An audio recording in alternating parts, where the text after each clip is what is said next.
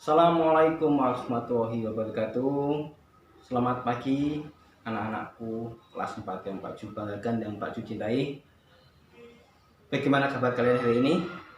Pak Ju harapkan pagi ini kalian dalam keadaan sehat walafiat, tiada kurang suatu apapun, dan selalu bersemangat. Walaupun kita ketahui sama bahwa kondisi saat ini belum bersahabat bagi kita untuk bisa bertemu kembali, ya. Baiklah, untuk hari ini kita akan belajar bersama tentang tematik pendidikan agama Islam. Pagi ini kita akan belajar bersama tentang sejarah perjuangan Nabi Muhammad. Oke, coba nanti setelah melihat film yang akan kalian saksikan nanti, kalian dapat mengambil manfaat dan hikmahnya. Ya, untuk lebih jelasnya, mari kita saksikan video. Mekah yang semula hanya ditinggali oleh Hajar dan Nabi Ismail, seiring dengan berjalannya waktu, berubah menjadi sebuah negeri yang besar. Berkat doa Nabi Ibrahim, negeri itu sungguh mendapatkan berkah dari Allah. Masyarakatnya hidup dalam kecukupan dan sejahtera.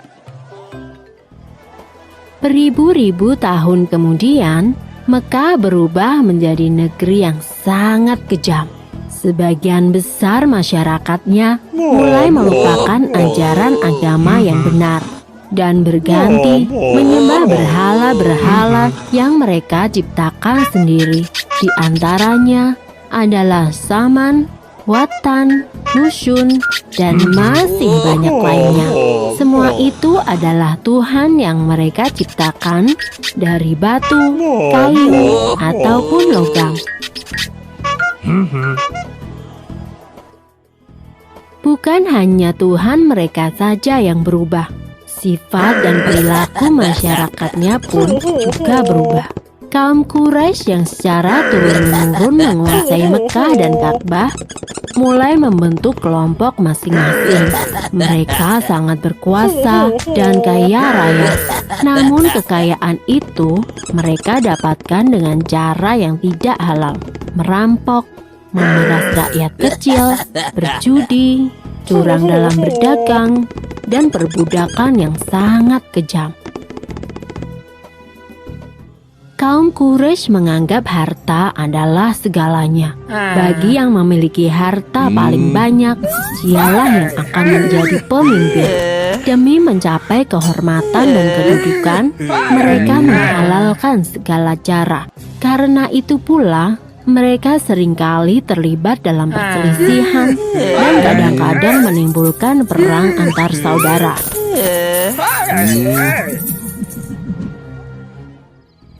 Zaman di mana kaum Quraisy hidup dengan cara yang kejam disebut zaman jahiliyah. Pada zaman itu, ada seorang wanita soleh bernama Aminah. Suaminya bernama Abdullah. Pada saat Aminah mengandung, sang suami jatuh sakit dan akhirnya pun meninggal dunia. Aminah merasa sangat sedih karena harus hidup sendirian. Pada suatu malam, ia bermimpi melihat bulan jatuh ke pangkuannya. Menurut ahli tafsir mimpi, kelak anak yang dikandung oleh Aminah akan menjadi orang yang dihormati. Mekah dan Ka'bah semakin ramai dan berkembang. Orang dari segala penjuru selalu berkunjung ke Mekah untuk beribadah dan juga berdagang. Kemajuan Mekah membuat Abraha, seorang gubernur di Yaman, merasa kesal. Ia telah membuat rumah ibadah yang jauh lebih besar dan lebih megah daripada Ka'bah. Namun, tidak ada satupun orang yang mau beribadah ke Yaman. Abraha lalu memerintahkan agar semua pasukannya bersiap-siap. Mereka akan menyerang Mekah dan menghancurkan Ka'bah. Abraha dan pasukan bergajahnya menyerbu Mekah dengan penuh kesombongan. Ketika ia akan menghancurkan Ka'bah, tiba-tiba datang ribuan burung ababil. Burung-burung itu membawa batu-batu berapi dari neraka. Kemudian batu-batu itu dilemparkan ke arah pasukan gajah Abraha. Dalam sekejap mata, pasukan Abraha berhasil dikalahkan dan Ka'bah pun dapat diselamatkan. Tahun itu kemudian disebut dengan Tahun Gajah. Pada tahun gajah itu pula, Aminah melahirkan putranya. Ia memberikan nama Muhammad, sebuah nama yang tidak lazim untuk anak-anak kaum Quraisy. Ialah Nabi Muhammad, nabi terakhir yang diutus oleh Allah. Ia dilahirkan pada hari Senin, 12 Rabiul Awal, Tahun Gajah.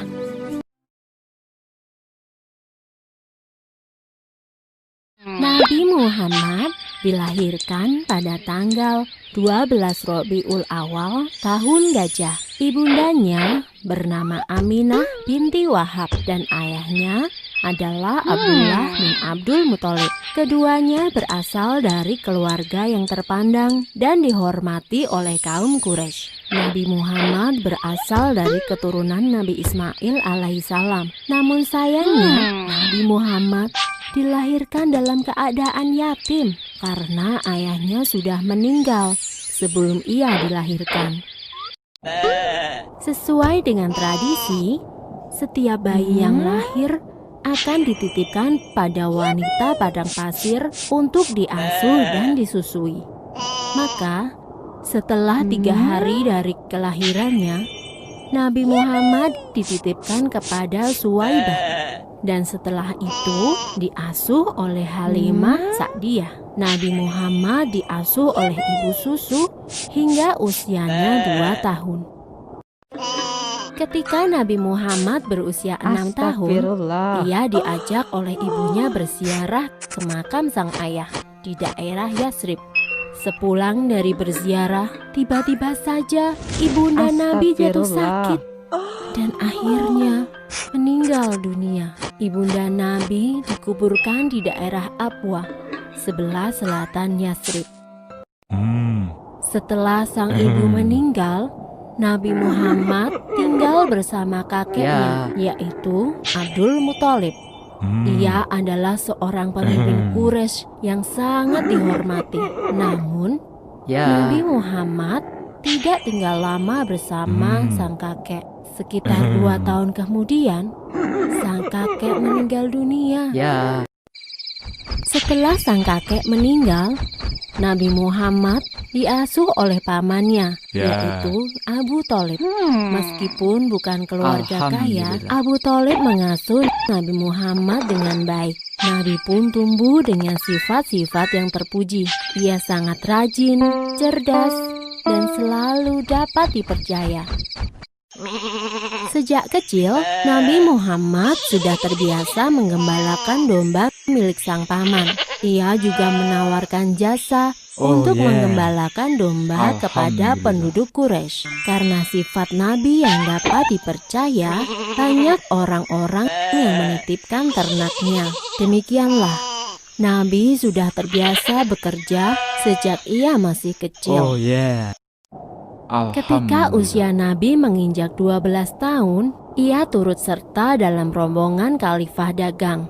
Ia dan pamannya dalam perjalanan menuju ke Syam. Ketika sampai di Busro, mereka bertemu dengan seorang pendeta Bukhairah. Pendeta itu berpesan agar Abu Thalib menjaga Muhammad baik-baik. Ia khawatir jika bangsa Yahudi mengetahui keberadaan Muhammad, mereka akan berusaha untuk mencelakakannya. Karena menurut kitab Injil Barnabas, Isa Al-Masih pernah berkata, "Akan datang sesudahku seorang rasul bernama Ahmad. Bila ia berjalan, akan selalu dilindungi awan." Dan memang, selama perjalanan itu, mereka selalu dipayungi oleh awan. Sebenarnya Abu Thalib pun heran dengan keadaan tersebut. Abu Thalib menuruti saran pendeta Bukhairah itu.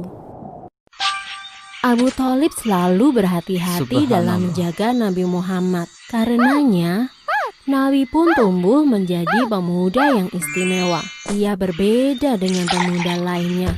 Ia tidak pernah makan bangkai, minum khamar atau alkohol, berjudi, berdusta, dan perbuatan buruk lainnya. Di Subhanallah. tengah masyarakat Quraisy, Nabi Muhammad mendapat julukan Al-Amin, yang artinya dapat dipercaya. Ia juga tumbuh menjadi pemuda yang pandai dalam berdagang. Bagaimana? Melanjutkan videonya? Oke. Pada harapan dari video tadi, kalian semua dapat mencontoh hal-hal yang baik, ya. Jadikan suri teladan bagi kita, karena Nabi Muhammad adalah suri teladan terbaik bagi kita semua, ya. Dan jangan lupa, hal-hal yang baik itu dapat ataupun silahkan laksanakan dalam kehidupan sehari-hari. Pesan Pak Ju untuk takhirkan untuk yang seperti biasa. Yang pertama, jaga sholat 5 waktu. Yang kedua, patuhi dan hormati orang tua kalian. Laksanakan perintahnya dan sayangi mereka. Yang ketiga, jaga kesehatan. Karena kondisi pandemi saat ini memang kita tidak dapat memprediksi siapa yang membawa virus dan siapa yang tidak. Oleh karena itu, lebih banyak di rumah, perbanyak makan makanan sehat, sayuran, ya, 4 sehat 5 sempurna, ya, dan selalu banyak berdoa pada Allah Subhanahu wa Ta'ala. Sekian dari Pak Jo. Wassalamualaikum warahmatullahi wabarakatuh.